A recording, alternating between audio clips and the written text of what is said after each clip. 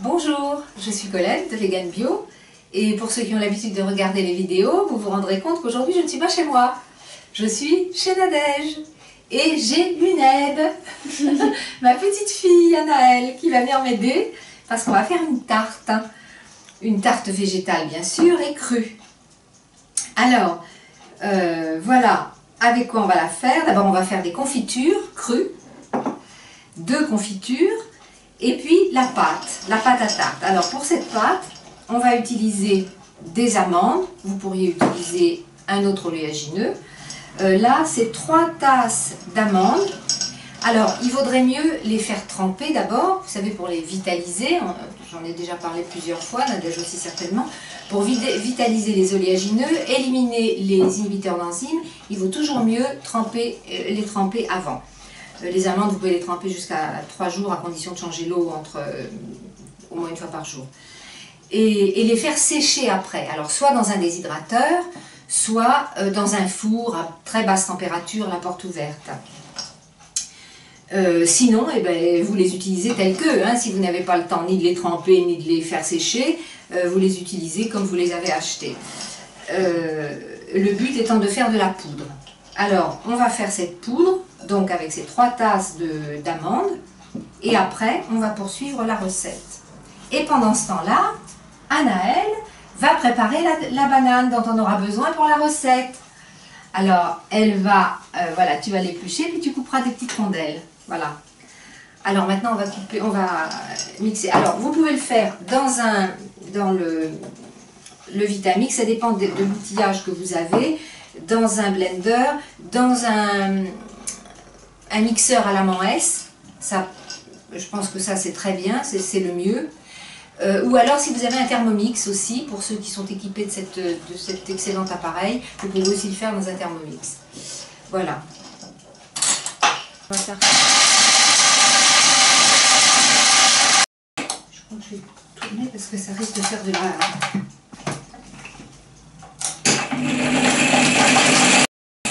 Voilà, c'est bon, hein. Il y a des gros morceaux encore. Hein.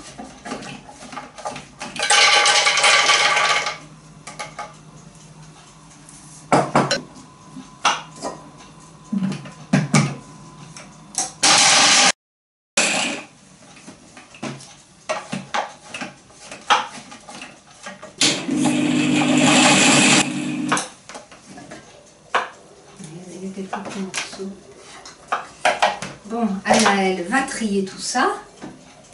Elle va enlever les gros morceaux qui ont résisté aux lames.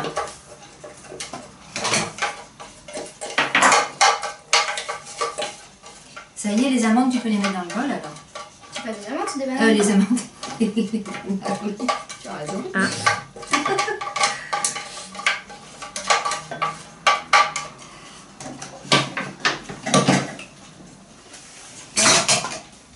Alors, tes mains sont bien propres. Moi, je vais les laver au cas où. Au cas où, voilà. Alors, tu enlèveras tous les plus gros morceaux d'amandes qui ont résisté, là, qui sont... Alors, je crois qu'on va économiser l'eau. C'est pas la peine, ce sont des amandes. C'est pas la peine de le laver. On va faire la confiture, maintenant. Alors, la confiture, là, j'ai fait un mélange. L'idée, c'est que cette tarte, elle sera en 2 couches. Une couche foncée, une couche claire. Séparées par les rondelles de banane. Donc, la première confiture, je vais faire une confiture un peu foncée. Il y a des mirabelles qui ont l'air un peu résistantes. Je ne sais pas si elles, alors que j'ai fait tremper, vous couvrez les fruits secs que vous choisissez juste pour qu'ils soient trempés. Et vous les laissez entre 20 minutes et 1 heure. Ça dépend à quel point ces fruits sont secs.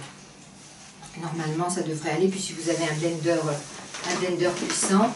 Donc là, j'ai mis à peu près moitié-moitié d'abricots. Donc comme vous voyez, c'est des abricots qui ils sont pas jaunes pétants comme ceux qu'on achète au supermarché.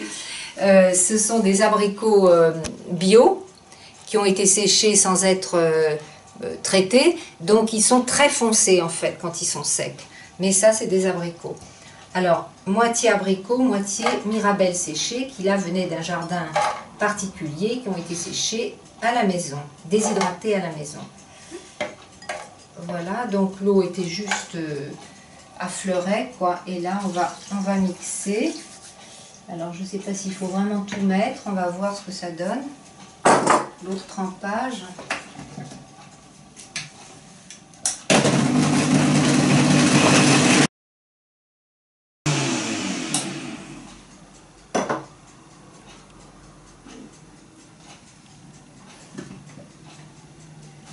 Alors, qu'est-ce que ça donne cette confiture? Bah, moi, elle m'a l'air plutôt bien. Hein.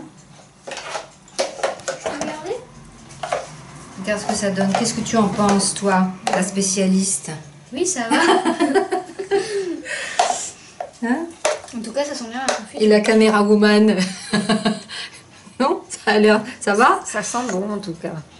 Ouais. Ça sent La confiture d'abricot. Voilà. Ça sent la confiture d'abricot. Il y a encore des morceaux dedans, mais enfin c'est pas grave, c'est des morceaux. Quelquefois, dans les confitures cuites, c'est pareil. Quelquefois, on a des confitures très crémeuses et d'autres qui ont des morceaux de fruits dedans. Hein. Par exemple, la confiture à la fraise que ma mère achète, il y a des morceaux de fraises. Que ta maman achète, il y a des morceaux de fraises dedans. Et tu préfères avec des morceaux ou sans morceaux? Bah, c'est pareil. Alors. C'est pareil. Alors, évidemment, c'est pas de la confiture crue. Hein. Mais c'est pas de la confiture crue, celle que tu achètes, oui, tandis que celle-là, elle est crue. Ben non, tu transitionnes vers l'alimentation crue, toi. Hein. C'est par étapes. Déjà, avant, t'aimais même pas la confiture, je me souviens. Ah bah oui, quand t'étais petite, t'aimais pas la confiture. Bon, est-ce que ça suffira, ça? Il a fallu du temps. je pense que C'était c'est pas bon toutes les pour- Alors confitures. maintenant, on va faire une autre confiture.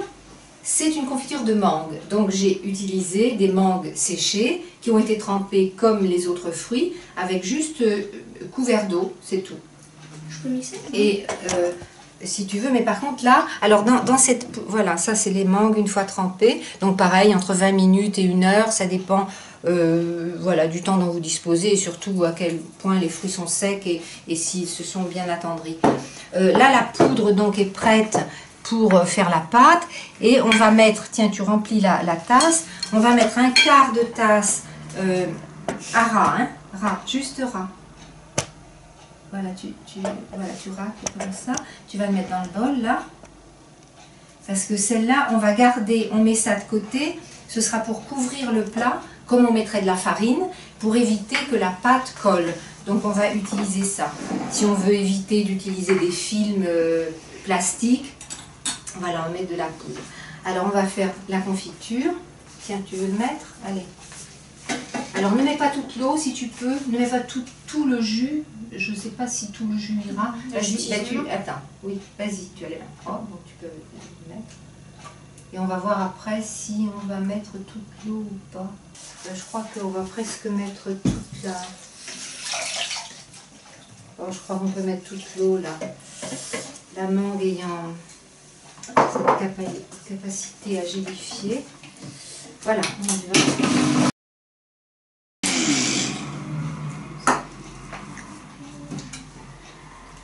Alors, qu'est-ce que ça donne, cette confiture?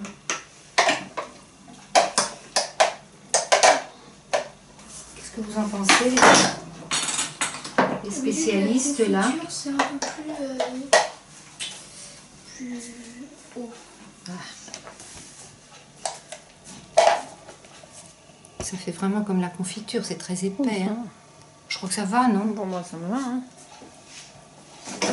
Bon, il me faudrait... Ah ben, je vais utiliser ce bol. Voilà, on va à nouveau... Merci.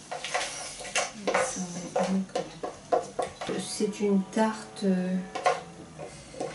comment on va dire? Nord-sud. Il y a un fruit exotique et des fruits qui sont vraiment des fruits de chez nous.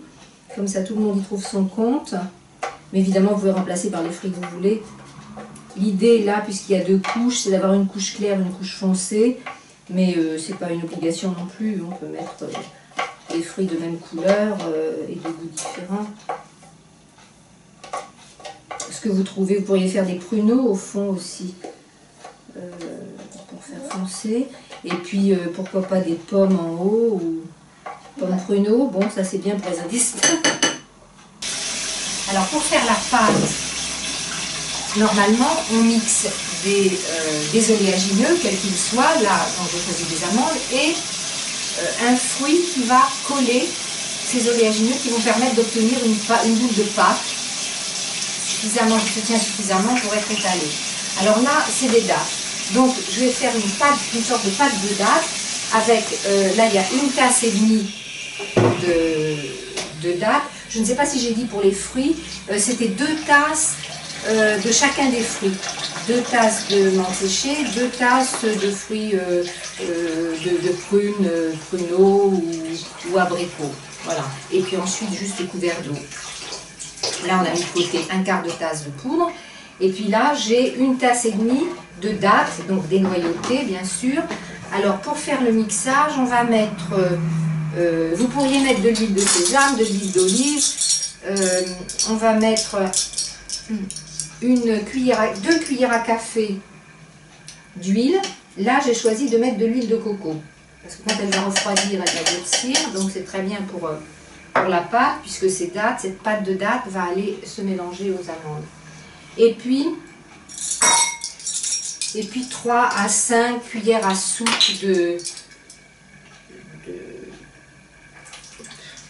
d'eau. Bon, j'en ai 2 déjà, on va voir ce que ça donne. Elle est bonne.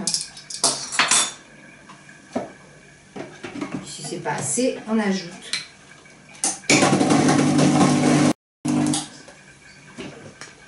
Voilà. Là, ça va peut-être être un peu dur. Je vais mettre une cuillère à soupe d'eau.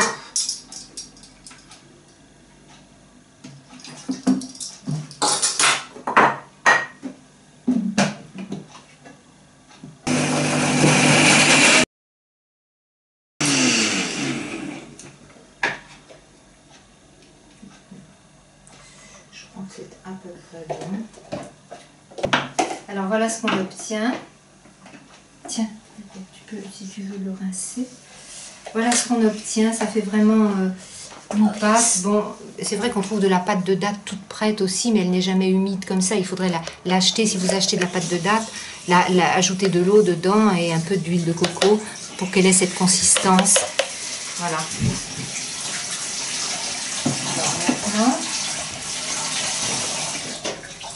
Alors maintenant, on va mélanger ça. Alors soit à la cuillère, soit avec les mains.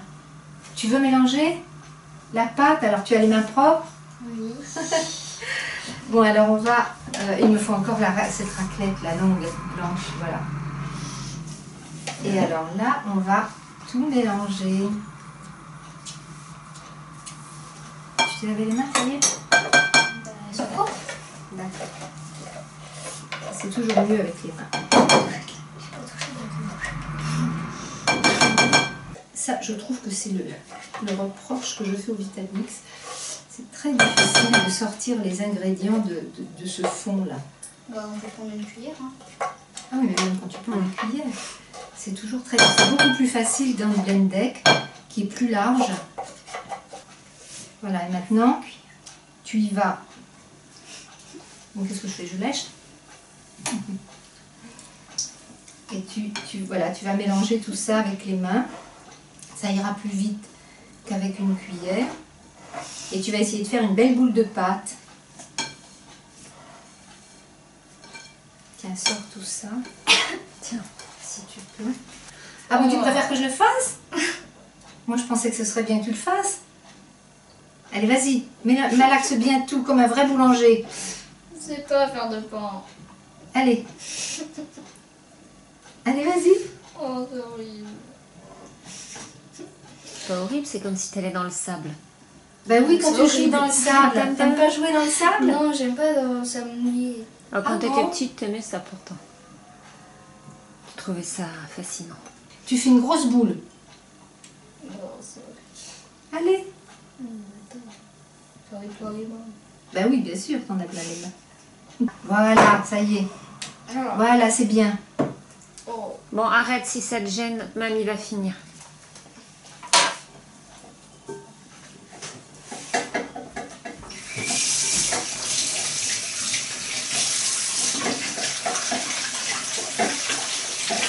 trop de force.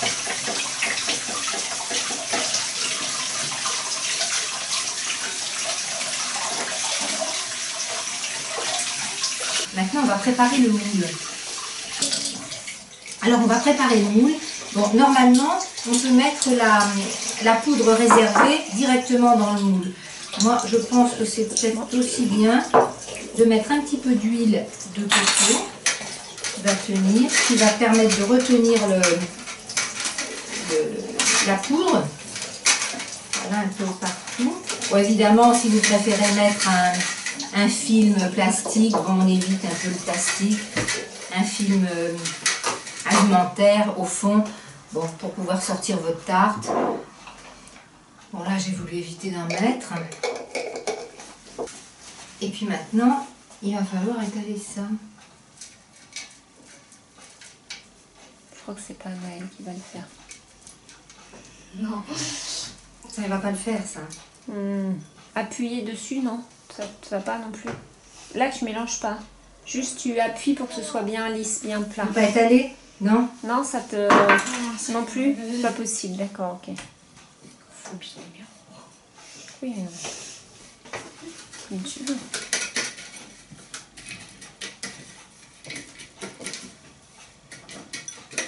L'idée, c'est de couvrir, évidemment, partout. Bon, on va essayer de... Et maintenant, ça, tu veux pas, hein? Ah non, On va essayer d'aplatir déjà et de mettre plusieurs morceaux pour faciliter l'étalage. Je crois qu'il va rester de la pâte en fait. Bon, ça c'est une technique, il y a toutes sortes d'autres techniques, hein. On peut mixer directement les amandes ou les noix et les dattes, les mettre ensemble. On peut mettre, comme je vous ai dit, un film au fond du moule et puis étaler.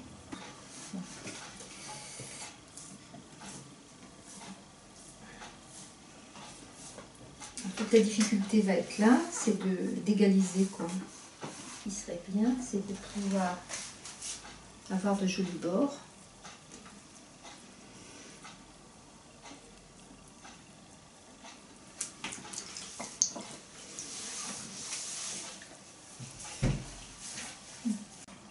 Alors vous faites comme vous pouvez pour essayer de faire un bord Joliment décoré.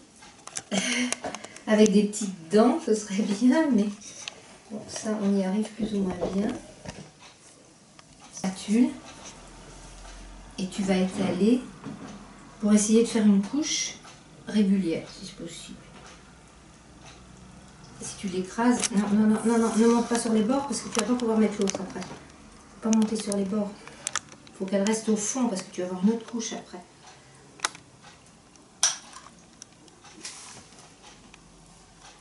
Alors évidemment, ça c'est un plat quand même assez riche, hein. Mangé en petite quantité, il y a du sucre, même s'il est naturel et de très bonne qualité. Des noix, c'est de très bonne qualité aussi, mais c'est du gras. Donc les fruits, ça reste un plaisir occasionnel. Enfin, du moins dans le cadre d'une alimentation saine et équilibrée. Bon, écoute, on va garder le reste, hein, c'est de la confiture, après tout. Maintenant, tu étales, bon, tu laisses, j'ai rincé ça, maintenant tu étales les bananes. Banana split. Voilà, zut, alors moi je fais des bêtises. Les unes à côté des autres, comme ça. Bon, on en reprendra une autre, hein. Voilà, pour que ça fasse un écran entre la couche du fond et la couche du dessus. Elles sont un peu épaisses, certaines. Hein. Il n'y en aura pas assez, je vais en préparer d'autres. Maintenant on met la deuxième couche, la couche de mangue. Alors là il faut faire attention à ne pas déménager les tranches de banane. Hein.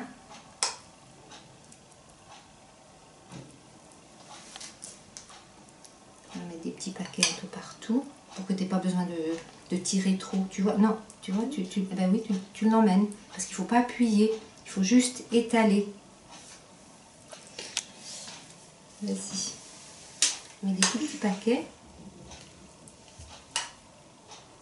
Donc si tu appuies, tu vas l'enfoncer dans la couche de confiture du dessous.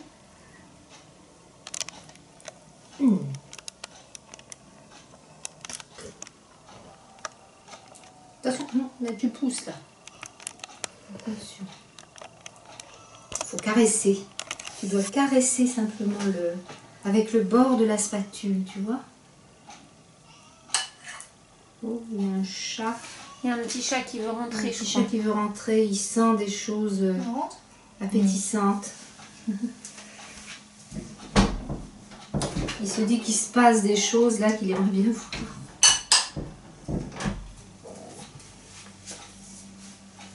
Oui, il veut manger peut-être aussi, il a peut-être soif. Il a faim. Il sent des odeurs de la nourriture. Voilà, le plus lisse possible. Pour que ce soit joli, sans aller trop sur la pâte, ce serait bien. Mais bon, après, hein, ce sera selon l'habileté du cuisinier ou de la cuisinière. Voilà, il reste un petit chouïa pour les gourmands. Et puis maintenant, on peut faire un petit décor dessus. On va voir si on peut faire quelque chose. Voilà, sinon, telle qu'elle est. Voilà. Alors voilà, notre chef-d'œuvre. Alors bon, la décoration est très artisanale et familiale. Hein. Ça n'a rien de professionnel, ça a un peu dévié de tous les côtés. C'est quand même très joli. Bon. Alors là, c'est simplement que j'ai pris, si vous avez, là j'avais pas de poche à douille suffisamment fine, j'ai pris un sac plastique percé dans un angle dans lequel j'ai mis la confiture la plus foncée pour faire des cercles et après j'ai tiré. Mais vous auriez pu mettre du chocolat aussi, des filets de chocolat. Vous pouvez mettre, bon les décorations sont à l'infini. Voilà. Bon alors maintenant on va la mettre un peu au frais, il faudrait la mettre disons une heure au moins une heure au frais pour que tout se durcisse bien, gélifie bien et ce sera plus facile à couper. Voilà, et on coupera tout à l'heure.